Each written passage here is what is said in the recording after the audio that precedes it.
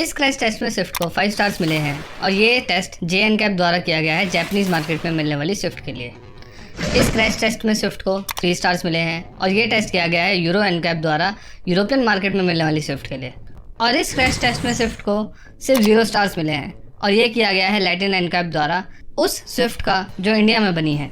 ये बात किसी से छुपी नहीं है कि मारुति इंडियन कंज्यूमर्स को अपने प्रोडक्ट्स डिग्रेड करके बेचती है, पर ऐसा नहीं है कि वो हमेशा से इंडियंस को हल्की और अनसेफ गाड़ियां बेच रही है, बल्कि ट्रांजिशन हर नई जनरेशन के साथ हुआ है डिग्रेडेशन का। जैसे कि अगर हम इनकी स्विफ्ट को ले लें तो इस कार का फर्स्ट जनरेशन का वेट लगभग 1000 किलो का था, जो कि अपनी थर्ड जनरेशन के अंदर घटकर सिर्फ 875 किलो का रह गया है। जबकि नई कार पुरानी वाली गाड़ी से काफ़ी ज़्यादा बड़ी है और ऐसा सिर्फ स्विफ्ट के साथ ही नहीं है, इनकी हर कार बहुत ज़्यादा बड़ी हो गई है वक्त के साथ और बहुत ही ज़्यादा हल्की हो गई है। तो ये वीडियो बहुत ही ज़्यादा इंटरेस्टिंग होने वाली है, इसलिए इस वीडियो को लास्ट तक देखना कि कैसे मारुति इंडियन मार्केट पर अपनी डोमिनेंस के चलते अपनी कार्स की हर साल क्वालिटी और सेफ्टी कम करती जा रही है। क्यों मारुति को अपनी कार्स का वेट कम करने के लिए अपने इंजन्स में ज़्यादा से ज़्यादा प्लास्टिक के पार्ट्स का यूज़ करना पड़ रहा है। क्यों मारुति और हुंडई जैसे अनसेफ कार बनाने वाली कंपनीज 4 सिलेंडर इंजन यूज़ कर रही हैं, जबकि फॉक्सवैगन और टाटा जैसी सेफ गाड़ी बनाने वाली कंपनीज को 3 सिलेंडर से काम चलाना पड़ रहा है अपनी गाड़ियों के अंदर। और क्यों इंडियन बायर्स आज भी सबसे ज़्यादा मारुति कार्स ही ले रहे हैं, जबकि मारुति की अनसेफ कार्स को लेकर काफ़ी ज़्यादा अवेयरनेस भी है आज के टाइम। मारुति सुजुकी की शुरुआत मारुति उद्योग के तौर पर गवर्नमेंट ऑफ इंडिया ने 1981 में करी। उस टाइम पर क्योंकि इंडियन मार्केट ओपन नहीं थी तो मारुति 800 यानी कि SS80 को जापान से इम्पोर्ट करके इंडिया में बेचा जाना चालू किया, पर कुछ टाइम बाद ही उन्होंने गुड़गांव के अंदर एक असेंबली प्लांट भी चालू कर दिया था। मारुति कार्स इंडिया में आते ही हिट थी। सिर्फ 4 साल के अंदर ही 1985 में उन्होंने 1 लाख कार्स बेच दी थी, जो कि अपने आप में एक बहुत बड़ी बात थी उस टाइम के भारत के लिए। अब मारुति इंडिया में आते ही इसलिए हिट हो गई क्योंकि ये कार इंडिया में अवेलेबल किसी भी गाड़ी से ज़्यादा तेज़ थी, इसकी हैंडलिंग बहुत अच्छी थी, इसकी क्वालिटी बाकी गाड़ियों से ज़्यादा सुपीरियर थी, चाहे एक्सटीरियर चाहे इंटीरियर चाहे डैशबोर्ड किसी की भी ले लो। इसका इंजन काफ़ी ज़्यादा रिफाइंड था किसी भी गाड़ी से जो उस टाइम पर अवेलेबल थी, फॉर एग्जांपल पद्मिनी या फिर एम्बेसडर। और एक बहुत बड़ा रीज़न ये था कि इस गाड़ी की माइलेज बहुत ही ज़्यादा अच्छी थी, चाहे आप फिर कोई से भी सेगमेंट की बात कर लो। सुजुकी ने मारुति को 2003 में गवर्नमेंट ऑफ इंडिया से खरीद लिया था और आज की डेट में सुजुकी के पास अपने इस सब्सिडरी ब्रांड के 56% शेयर्स हैं। अर्ली और मिड 2000s में सुजुकी जो भी मॉडल इंडिया में लॉन्च कर रही थी उनकी क्वालिटी ऑलमोस्ट वैसी ही वो देने की कोशिश कर रहे थे जैसे वो भारत के देशों में दे रहे थे। और इस एग्जांपल के लिए हम बात कर सकते हैं इनकी SX4 की, इनकी फर्स्ट जनरेशन स्विफ्ट की, इनकी जो पहले बलिनो आई थी उसकी, या इनकी वर्सा की। मारुति की शुरुआती गाड़ियों की बिल्ड क्वालिटी इतनी अच्छी थी कि इनको फ्लॉलेस कार का टैग मिला हुआ था इंडियन मार्केट के अंदर। पर फिर क्या हुआ कि आज मारुति अपनी बहुत ही हल्की बिल्ड क्वालिटी और बहुत ही अनसेफ गाड़ियों के लिए जानी जा रही है।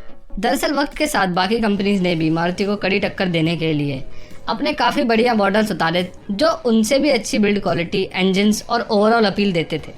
और इसीलिए मारुति ने अपने सबसे मजबूत पहलू पर और भी ज़्यादा काम करने का डिसाइड करा और वो था उनकी बेहतरीन माइलेज। मारुति चाहती थी कि उनको माइलेज में कोई भी बीट ना कर पाए, पर सिर्फ कॉम्पिटिशन ही इनकी सबसे बड़ी प्रॉब्लम नहीं था, स्ट्रिक्ट होते एमिशन नॉर्म्स भी थे।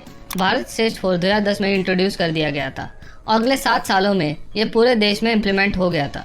और अब इसी वजह से सभी ऑटो मैन्युफैक्चरर्स को अपने इमिशंस यानी कि टेल पाइप से निकलने वाले धुएं को पहले से कम करने के लिए काफ़ी ज़्यादा R&D पे खर्च करना पड़ रहा था। कई कंपनीज ने अपने पुअर परफॉर्मिंग मॉडल्स को भी डिसकंटिन्यू कर दिया और ये सब एक बहुत ही ज़्यादा नॉर्मल सी प्रैक्टिस है, ऐसा कई सारे ब्रांड्स करते हैं इमिशन नॉर्म्स को मैच करने के लिए। पर मारुति ने स्ट्रिक्टर इमिशन नॉर्म्स को मैच करने के लिए और अपनी माइलेज को और भी अच्छा करने के लिए अपनी गाड़ियों के वजन को हल्का करने का फैसला किया।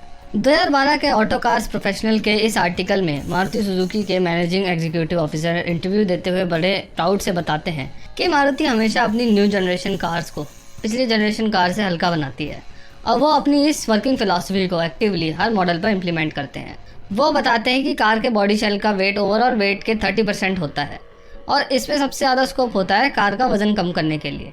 पर ऐसा नहीं है कि वो अकेले बॉडी शेल का वेट कम करते हैं। इस वेट लॉस एक्सरसाइज का पूरा फ़ायदा उठाने के लिए मारुति द्वारा ऑलमोस्ट हर पार्ट पर काम किया जाता है और उनका वेट कम किया जाता है। जैसे कि उन्होंने जो सेकंड जेन स्विफ्ट और डिज़ायर लॉन्च हुई थी उसका एग्जांपल देते हुए बताया कि इनके प्रीवियस जनरेशन मॉडल में फ्यूल टैंक स्टील के बने होते थे, लेकिन अब इन गाड़ियों में प्लास्टिक फ्यूल टैंक्स दे रहे हैं और इससे इन कार्स में 3 किलोज तक का वेट रिडक्शन मिलता है। साथ ही साथ उन्होंने ऑल्टो एग्जाम्पल भी दिया और ये बताया कि कैसे मारुति ने प्रीवियस जनरेशन के मुकाबले अपनी नई ऑल्टो के सीट का वजन 5 किलो तक कम किया है। उन्होंने ये भी बताया कि इसकी बैटरी का वजन भी 500 ग्राम तक कम किया था इन्होंने।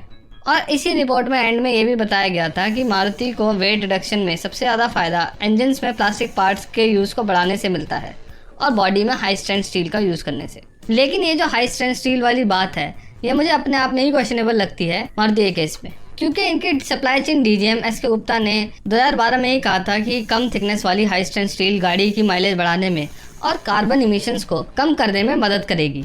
इनकी गाड़ियों की आउटर बॉडी की जो शीट है वो हम सब जानते हैं कितनी पतली है, और इनका ये जो हाई स्ट्रेंथ वाला स्टेटमेंट है ये अपने आप में ही काफ़ी ज़्यादा डाउटफुल है, क्योंकि इनकी गाड़ी अगर सिर्फ स्प्लेंडर से भी टकरा जाए तो उसका ये हाल होता है। अभी जो हमने डिस्कस किया है वो मारुति की सेकंड जनरेशन कार्स की वेट लॉस स्ट्रेटेजी की बात थी, पर अभी जब रिसेंटली BS6 इंट्रोड्यूस हुआ है तब भी मारुति ने अपने इंजन्स पर ज़्यादा काम करने के बजाय अपनी कार्स का वेट कम करने पर ज़्यादा ध्यान दिया है।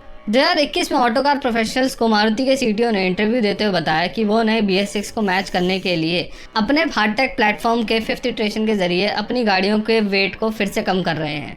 उन्होंने बताया कि उनकी नई स्विफ्ट फर्स्ट जनरेशन के मुकाबले अब 125 किलो तक हल्की हो गई है, और उन्होंने अपनी सिनेरियो के बारे में बताया कि वह 25 किलो तक हल्की हो गई है, जबकि ये दोनों ही गाड़ियाँ पुरानी गाड़ियों के मुकाबले काफ़ी ज़्यादा बड़ी हो गई हैं। इस बार फिर से ये बोला कि उन्होंने पावर ट्रेन में प्लास्टिक के पार्ट्स को सिग्निफिकेंटली बढ़ा दिया है और इससे वेट में 30% और कॉस्ट में 45% तक की कमी आएगी, और आगे चल के वो CNG सिलेंडर का भी वेट 50% तक कम करेंगे कंपोजिट मटेरियल का इस्तेमाल करके। अभी जो मैंने आपको पूरी वेट लॉस की स्टोरी बताई है, इसका रिजल्ट मैं आपको स्विफ्ट के थ्रू समझाता हूँ। ये जो फर्स्ट जनरेशन स्विफ्ट है इसका वेट 1000 किलोग्राम तक है। ये जो सेकंड जनरेशन स्विफ्ट है इसका कर्व वेट 960 किलोग्राम है, और ये जो थर्ड जनरेशन स्विफ्ट है इसका कर्व वेट 875 kgs है। अब फर्स्ट जनरेशन से थर्ड जनरेशन तक का सफर करने में स्विफ्ट ने लगभग 125 किलो तक लूज कर दिए हैं, जबकि नई वाली गाड़ी पुरानी वाली गाड़ी से 4 इंच लंबी भी है और चौड़ी भी है, और इससे पुरानी वाली गाड़ी के मुकाबले फीचर्स भी ज़्यादा है, जैसे एयर बैग्स या इलेक्ट्रॉनिक फीचर्स ज़्यादा है, मोटर्स ज़्यादा यूज़ हुई हैं इसके अंदर। और अगर हम बात करें कि क्या इंडिया में अवेलेबल सारी कंपनीज भी ऐसा ही कर रही हैं जैसे मारुति कर रही है, तो उसका जवाब भी नहीं है, क्योंकि हर इटरेशन के साथ गाड़ी का वजन बढ़ता है। पुरानी गाड़ी के मुकाबले नई गाड़ी में फीचर ज़्यादा होते हैं, और आजकल एक ट्रेंड चला हुआ है गाड़ी की वेट बढ़ाने का, तो उसकी वजह से भी गाड़ी का वजन बढ़ना ही चाहिए, कम नहीं होना चाहिए, जैसा होता भी है। अब ये तो हमें समझ में आ रहा है कि सुजुकी नॉर्म्स को मैच करने के लिए वेट लूज कर रही है, पर बाकी ब्रांड्स कैसे रेलिवेंट हैं? जैसे कि अगर मैं टाटा की अल्ट्रोस की बात करूं तो वो सुजुकी की बलिनो से 165 किलो तक भारी है। वो कैसे एमिशन नॉर्म्स को मैच कर पा रहे हैं? एमिशन नॉर्म्स को मैच करने के लिए टाटा बाकी कंपनीज की तरह ही अपने इंजन पे ज़्यादा R&D करती है, पर ज़्यादा माइलेज के लिए टाटा को अपनी कार्स में 4 सिलेंडर इंजन के बजाय 3 सिलेंडर इंजन का यूज़ करना पड़ता है। मैं इसमें पेट्रोल इंजन की बात कर रहा हूँ, यानी कि टाटा अल्ट्रोज और उससे नीचे जितने भी मॉडल अवेलेबल है टाटा की रेंज के अंदर, वो सारे के सारे ही 3 सिलेंडर इंजन के साथ आते हैं। और ये सिर्फ टाटा के ही साथ नहीं है, तो अगर मैं फोर्ड जैसी कंपनी के बारे में बात करूँ जो इंडिया में एक बहुत ज़्यादा मजबूत कार बनाने वाली कंपनी के तौर पे उभरे थे, तो उनकी फीगो का जब सेकंड जनरेशन और फर्स्ट जनरेशन आता था तो उसमें 4 सिलेंडर ही वो यूज़ कर रहे थे पेट्रोल इंजन के अंदर, लेकिन 2019 के बाद से उन्होंने 3 सिलेंडर इंजन यूज़ करना स्टार्ट कर दिया। फोर्ड ही नहीं, VW की पोलो भी पहले 4 सिलेंडर इंजन के साथ आती थी, पर जो करंट पोलो आ रही थी उसमें 3 सिलेंडर का इंजन वो यूज़ कर रहे थे। और सिर्फ पोलो ही नहीं, इनकी ऑलमोस्ट सारी ही गाड़ियाँ 3 सिलेंडर इंजन के साथ आ रही हैं करेंटली इंडिया के अंदर। बस ये है कि इन्होंने थोड़े अपने जो बड़े मॉडल्स हैं उनके अंदर 4 सिलेंडर का ऑप्शन भी दे दिया है, ताकि कस्टमर्स को और परफॉर्मेंस मिल सके अगर वो ज़्यादा पैसा खर्च करना चाहते हैं तो। पर मारुति क्यों अपनी बेकार बिल्ड क्वालिटी के लिए जिल्लत झेल रही है? वो क्यों नहीं यूज़ कर लेते 3 सिलेंडर इंजन? तो इस बात का एक बहुत बड़ा रीज़न ये है कि 3 सिलेंडर इंजन अक्सर अंडर पावर फील होते हैं 4 सिलेंडर इंजन के सामने, और ऑड नंबर ऑफ सिलेंडर होने की वजह से कभी इंजन के अंदर पिस्टन्स की वेट बैलेंसिंग भी नहीं हो पाती है, जिसकी वजह से एक अजीब सी वाइब्रेशन आती है पूरी गाड़ी की बॉडी में या उसके स्टीयरिंग पे। अब ये कुछ गाड़ियों में कम हो सकती है और कुछ गाड़ियों में बहुत ज़्यादा। और इस चीज़ का एक प्राइम एग्जांपल हम निसान की मैग्नाइट को ले सकते हैं। उस कार को खरीदने वाले लोग खुद मानते हैं कि ये गाड़ी बहुत ही ज़्यादा अंडर पावर फील होती है, पर फिर भी मेरे हिसाब से निसान के पास इसके अलावा कोई ऑप्शन भी नहीं था। एटलीस्ट वो एथिकली बिजनेस करते हुए सेफ गाड़ी तो दे रहे हैं लोगों को। और अब जब ये एथिक्स की बात आई है तो मैं आपको एक चीज़ और बताता हूँ। जब मारुति की ब्रेजा को छोड़कर ऑलमोस्ट उनकी सारी ही गाड़ियाँ ग्लोबल एनकैप में फेल हो गई थी, तब ग्लोबल एनकैप के CEO डेविड वार्ड ने बोला था कि मारुति को इंडिया के लिए सेफ कार्स बनानी चाहिए, ऐसी गाड़ियाँ जो ग्लोबल एनकैप के अंदर 5 स्टार्स लेकर आ सकें। तो उस पर मारुति के सीनियर एग्जीक्यूटिव डायरेक्टर रिप्लाई करते हैं कि मारुति इंडियन गवर्नमेंट के सेफ्टी नॉर्म्स को ऑलरेडी फॉलो कर रही है, और वो बोलते हैं कि वो ग्लोबल एनकैप के रिजल्ट को एक ऑनेस्ट रिजल्ट नहीं मानते हैं। मैं आपको बता दूं कि सेफ्टी को लेकर इंडियन गवर्नमेंट ने अभी कोई ज़्यादा क्रिटिकल टेस्ट नहीं बनाया है।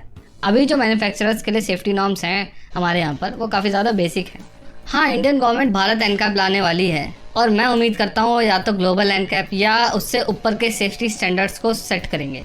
अब ऐसा नहीं है कि मारुति की सेफ्टी इश्यूज़ के बारे में लोगों को नहीं पता है, वो फिर भी क्यों ले रहे हैं इन गाड़ियों को।